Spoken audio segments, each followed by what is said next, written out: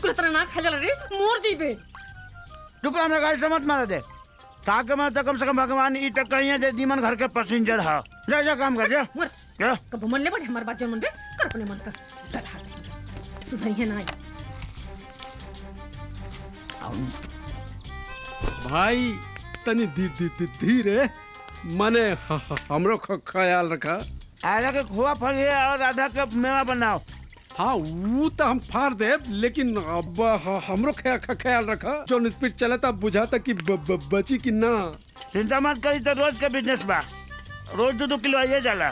तो काम कर बेटाई आज ना मिलता कल खाली है। अच्छा ठीक बा। ई मारी खाके मरे तो खा के मरे, खा के मोरी की करी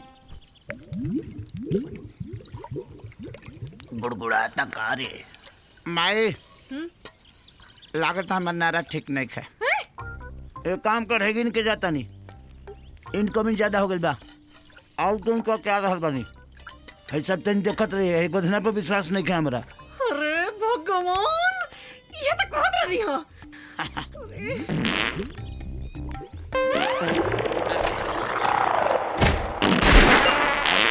अरे आराम से हो, गए तुराइले हो।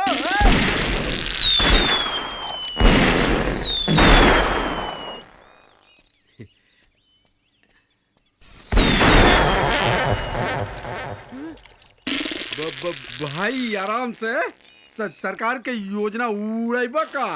रख जा हो गई लावता नहीं। अच्छा अब माल तैयार बा, लखा ला फिर से निकाल दा।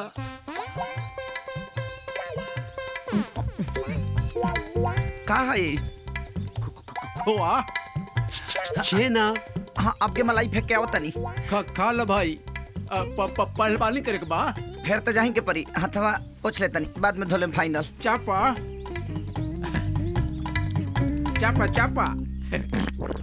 काहे रुक गईला? ले ला। आज रोक हम आवता नहीं। अरे अंदर ले ला। तो के बॉर्डर पे भेज देवे के चाहिए। चाइना पाकिस्तान दोनों खत्म।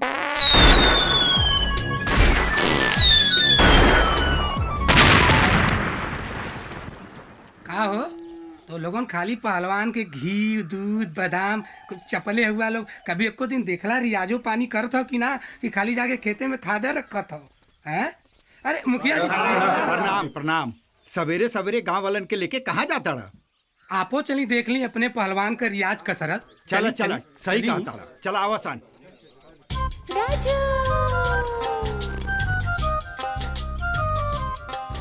देखा मुखिया जी तोहार पहलवान ये घोड़ा बेच के सुतत बा है जगह रे करके। राजू बाप रे है जगह।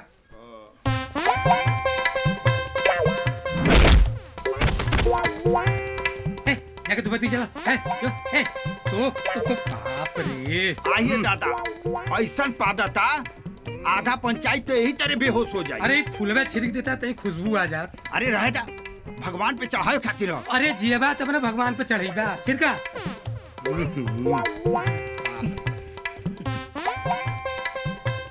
उठा उठा है उठा उठा है। अरे उठा उठा उठा ले चल ले चल।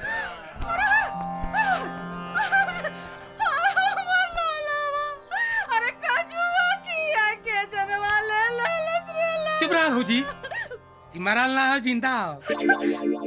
ऐसा ही पदार्थ पाती ना तो हमनी के तो जरूर मर जाब। का खिया दो करा के? अरे हम का खिया दले भैया, हम तो खाली दूध रोटी अपने बचवा के खिया के अपने बचवा का हजमा ठीक कैले रहली। रवा लोगन काजू किशमिश मुनक्का बादाम खिया के हमारा बात। अच्छा ठीक हो, चुप रहा। ले चला ती मेहनत करवाईला कुल पच जाई, हाजमा सही हो जाई। ले चल ले चल चल बचवा। अरे उठ कर रे। चला ले चल। अरे कहां का खीर बादाम खा के है? चला इन्हें सुट्टा दे। चला चला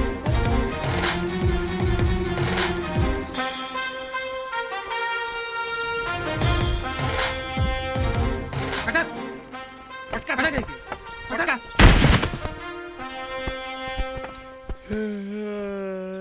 राम हो रहा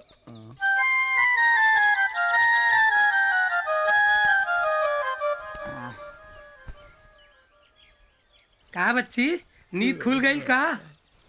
का बढ़िया का हम सपना देखा तनी मोटरसाइकिल वाली के सब खराब कर देला लो। ए बचवा पूरा गांव तो के घी दूध बादाम सपना देखे बदे खिया होता का? अब संझा सवेरे तुम्हारे ऐजे बीती हैं? आवाज सवेरे टाइम से मेहनत करा जोर करा चला। अरे तो हमरा कुश्तिया वाला से करी। अरे तो हम है ना तोके सिखाए वाला। अब पता चली कि तोके पहलवानी का हो जाए। हाँ फिर जा, ले ले पकड़ता ले। जा। जय बजरंग। आओ पट्टे आओ आओ।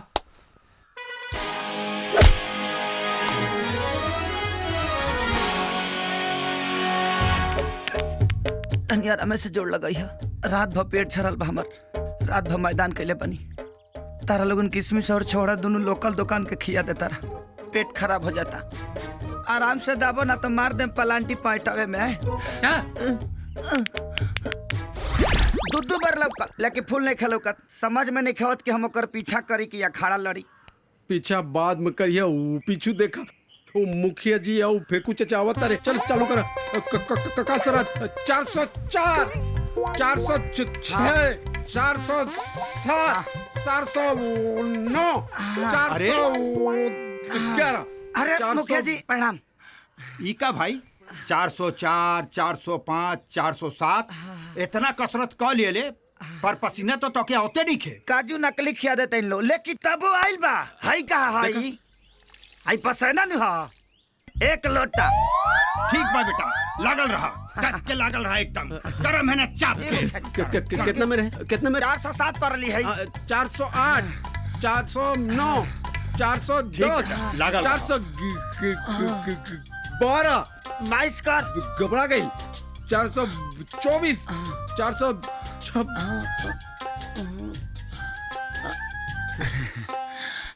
खत्म है आदमी बड़ा भाई। देख ली दिमाग। ये पानी का तू पसीना बता देला। मिलेगी हमेशा ये फैले हुए उनके पर बोलते हैं वही लोग रहते हैं खामोश अक्सर जमाने में जिनके हुनर बोलते हैं। नमस्कार दोस्तों, सुल्तानपुर के अखाड़े में आपका स्वागत है। सैकड़ों गांव के लोग यहाँ पे मौजूद हैं इस महामुकाबला को देखने के लिए। भानु प्रताप सिंह रामपुर के पहलवान हैं जिनके सामने अच्छे अच्छे पहलवानों के पसीने छूट जाते हैं।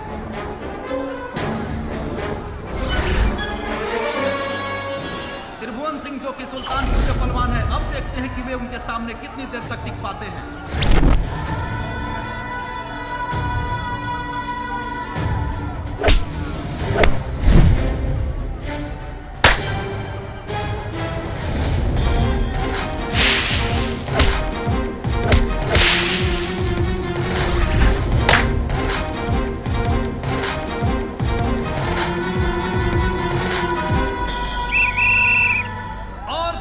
रेफरी ने सीटी बजाई। महामुकाबला शुरू हो चुका है भानु प्रताप और त्रिभुवन सिंह के बीच।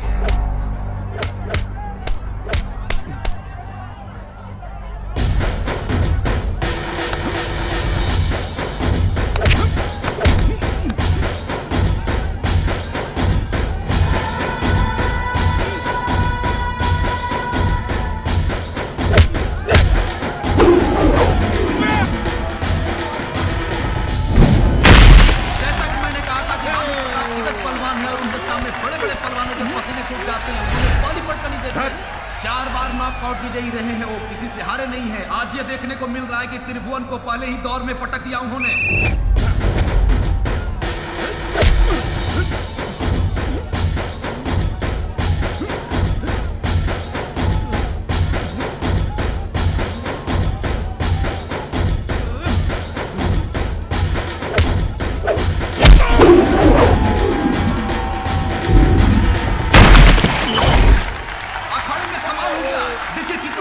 चार बार के नॉकआउट विजेता भानु प्रताप को त्रिभुवन ने पटक दिया है।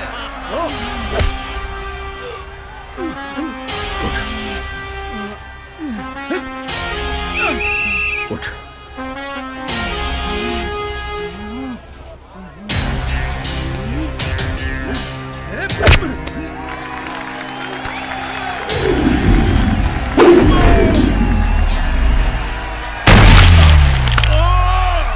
अद्भुत, कभी न भूलने वाला क्षण। नॉकआउट विजेता भानु प्रताप को नॉकआउट में शिकस्त देना वाकई एक बहुत बड़ी जीत है। त्रिभुवन सिंह को इस जीत की गूंज बरसों तक सुनाई देगी।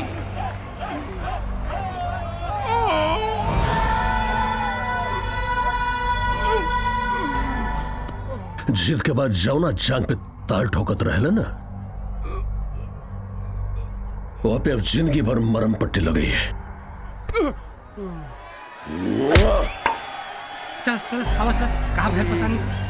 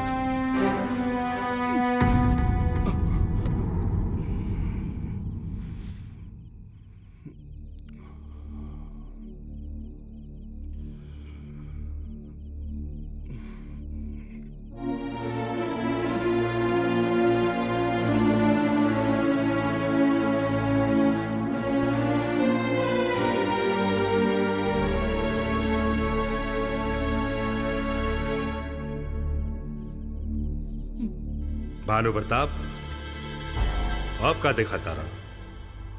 जब इंसान अपना अतीत के देखेला ना, तो समझा कि ओकर वर्तमान और भविष्य दोनों अंधेरा में बा।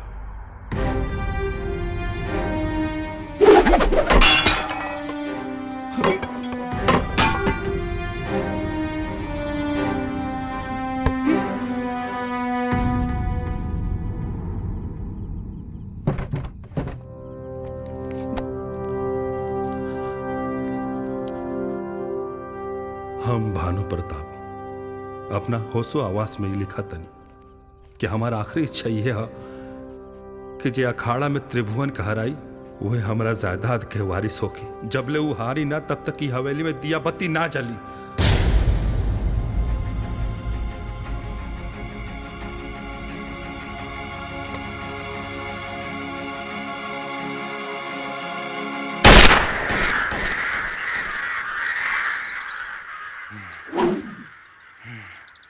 पता ना ये हवेली में दिया बाती बरी कि ऐसे ही वीरान रह जाई। ये दीपक बचवा, ये साल का दंगल तो बीते रहा। पूरा गांव हमार स्वागत करी यही हवेली पे। ए फेकू चाचा, बुढ़ौती में का सपना देखत बाड़ा? तोहरा से ना हो पाई, समझ लो।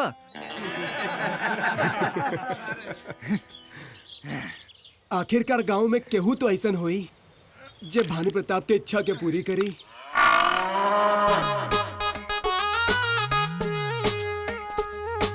राजू,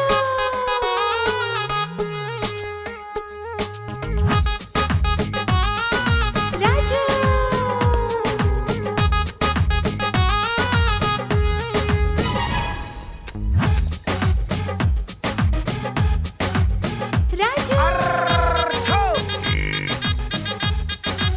राजू,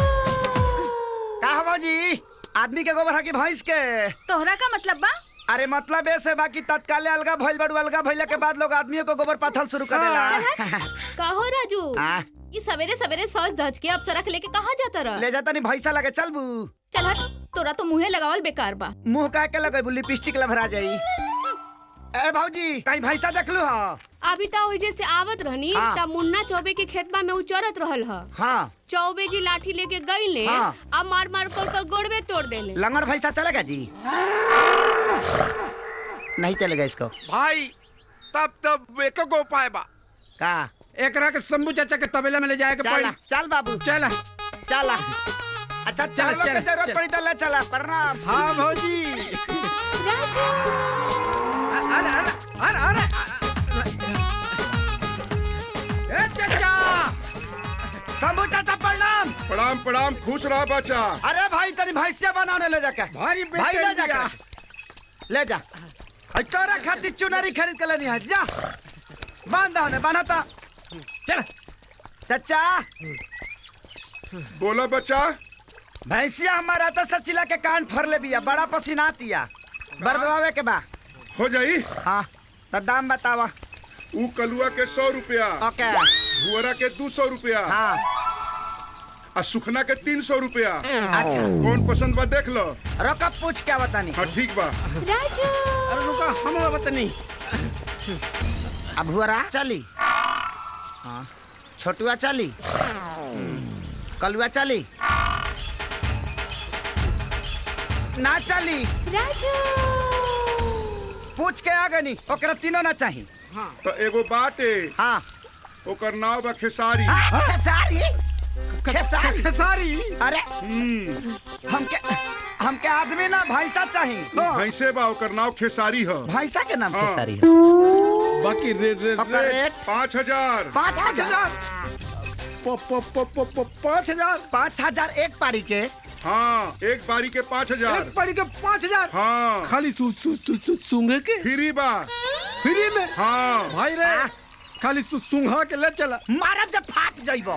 अरे तो फिर दा 5000। हम कमाइले बानी देहब ना इतना चुनरी उनरी किन के लेल बानी ओकरा सुहाग रात खाती 5000 कुर्बान। चाचा और कोनो रिक्वायरमेंट? ओकरा गाना बजाना के शौक बा। अच्छा जबले उ गाना बजाना नाही सुनेला हाँ। तबले उ ना गरमाला। गाना बजाना करे के पड़ी। हाँ बैंजो, हाँ हारमोनियम, हाँ ढोलक, हाँ। अछाल। बाबू तैयारी शुरू। अब क्या करे के होई? अब एके ले जाके खूब बढ़िया शैम्पू से नहवा धोवा दी हा। हाँ। अब ले जाओ ओकरे बाद बॉस। ओके ना? एकदम पक्का बा। मजा आ गई भाई। 5000 वसूल हो गई। का माहौल मने काम भइले कर तोरा कैसे मजा आ गई? का हो राजू, भैंसिया धना आइल। हाँ भौजी तारे गाँव से खरीद के ले रही तारे खानी ढेर पसाना छोड़ा तलासिया। हट मुझौसा। 5000 का चूना लगा दहलस पोछ उठा के जा। मस्त सुहागरात मनौला। एगो था तीन चार बाल्टी पानी ले आओ ना रे। अभी लाते हैं। ऐसा चश्मा निकाल के जो। चश्मा बिना लौका नहीं। लेके आओ। अरे होजी ले आओ। एजी कचड़ा हो जाए। रुक जाओ है ना। यहाँ रखी का। हाँ यहाँ रख। अच्छा शैम्पू भी ले आई नहीं है। अच्छा बहन रख जाओ। पनिया डाली का। हाँ डाल पनिया। चश्मा धर ना हमार लगा लेते हैं। भाई रे। हाँ भैंसिया बियाई था भैंसा हमहू के खियाइया। मने अभी आजा बहालिया तले बियाइया जाई। मने जब होई तब। व्हाट्सएप के मैसेज ही है 10 महीने बाद आई है। अच्छा मने अभी नहीं होगा। गोतन भैया पुजारी जी की तबीयत खराब बा, बुलावत हमें। एको धान हाँ? जो ते पुजारी जी के बढ़िया से सेवा कर दी है। अच्छा भाई हम धो के बांध दे जा। हम चलता नहीं मंदिर। समो धालिए ठीक से। हाँ।